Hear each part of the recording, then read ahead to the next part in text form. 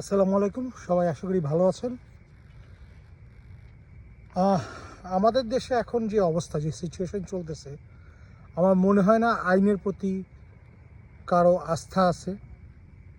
কেউ আইনকে তেমন একটা শ্রদ্ধা করে।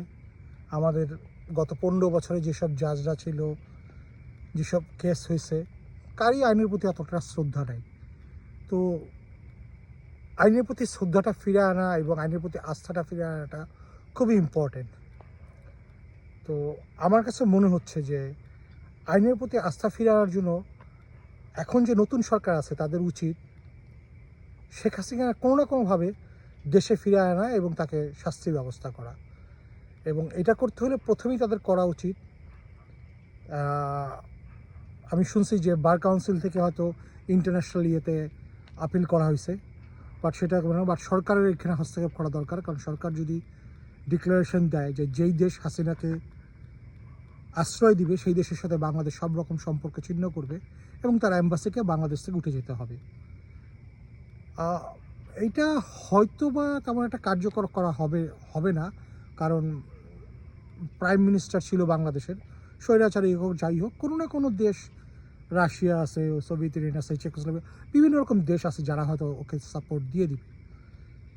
এবার যদি না দেয় তাহলে তাকে দেশেই ফিরে আসতে হবে।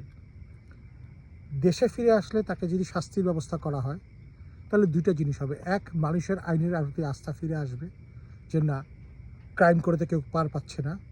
আর দ্বিতীয়ত হচ্ছে যে পরবর্তী সরকারের আমলে যারা আসবে তাদের প্রত্যেকের মাথার মধ্যে এটা থাকবে যে আমরা তো ক্রাইম করে পালাইতে পারবো না, যেখানেই যাই আমাদের ফিরে আসতে হবে, এটা ধরে নিয়ে আসবে এবং আমাদেরকে শাস্তির আওতায় আনবে। আর শেখ হাসিনাকে যদি ফিরে আনা যায়, আমার মনে হয় না, যেহেতু সে সমস্ত হত্যাকাণ্ডের সাথে সে জড়িত, তার হুকুমেই হয়েছে।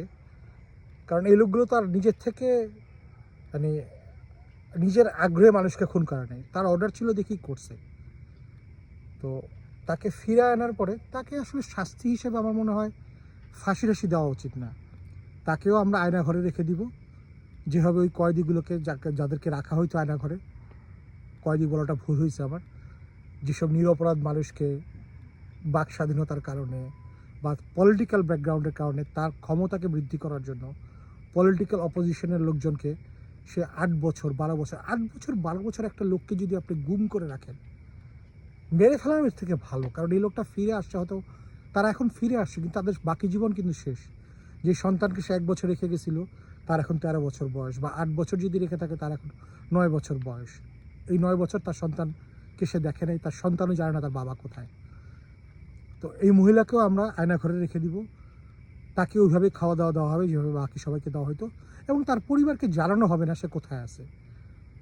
তো তাতে হয় কি, যে পুতুল এবং জয় যারা খুব ইনফ্লুয়েন্সিয়াল, তারা বিভিন্ন দেশে ঘুরে বেড়াবে, হিউম্যান রাইটস আবেদন করবে যে আমার মা কোথায়, তাকে একটু বের করে দাও, তাকে খুঁজে দাও। আমরাও তাকে ডিনাই করবো যে না, আমরা জানি না তো কোথায়, তোমার মা আসছিল দেশে বা পালায় গেছে।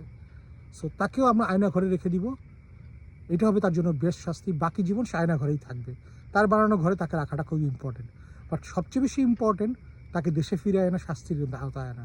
কারণ আপনারা যারা এই যে সেনাপ্রধান অমক তমক হারুন ফারুন এইসব ধরতেছেন, এদের থেকেও বেশি ইম্পর্টেন্ট শেখ হাসিনাকে তাকে শাস্তির আওতায় আনাটা খুবই ইম্পর্টেন্ট। এটা দেশের জন্য, আইনের শাসনের প্রতি মানুষের আস্থা ফিরে আনার জন্য খুবই ইম্পর্টেন্ট। ভালো থাকবেন, সুস্থ থাকবেন।